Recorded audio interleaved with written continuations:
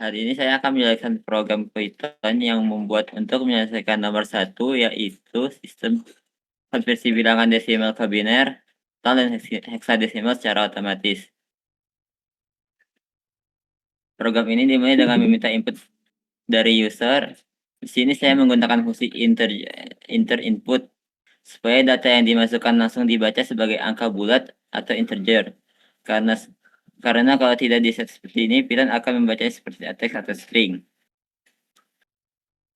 Kedua, masukkan ke bagian inti.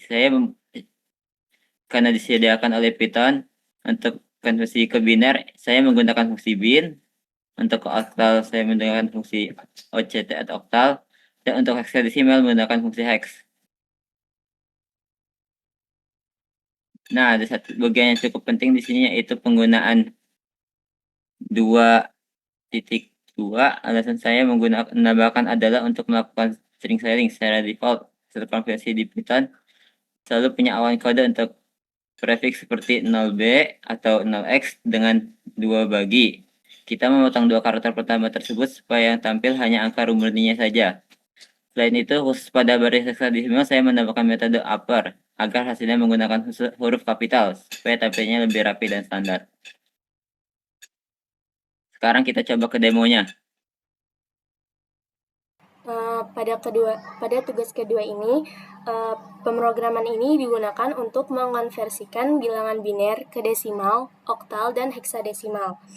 Pertama, program akan meminta input berupa bilangan biner dari user. Sebelum dilakukan konversi, program melakukan validasi input menggunakan kondisi if set biner kurang dari 0,1. Validasi ini bertujuan untuk memastikan bahwa angka yang dimasukkan hanya terdiri dari angka 0 dan 1. Sesuai dengan aturan bilangan biner, jika input dinyatakan valid, maka bilangan biner akan dikonversi ke desimal menggunakan fungsi in biner 2.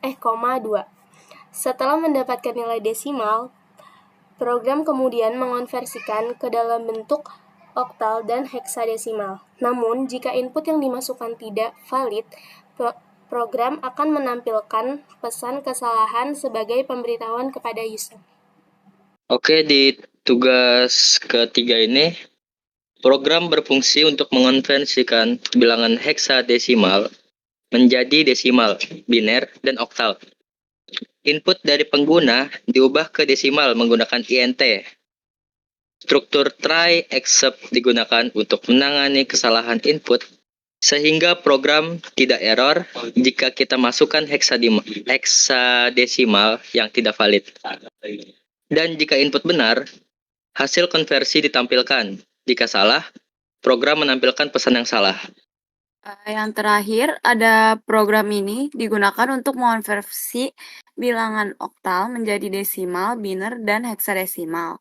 Program ini itu menggunakan if untuk validasi input, memastikan angka yang dimasukkan hanya dari 0 sampai 7.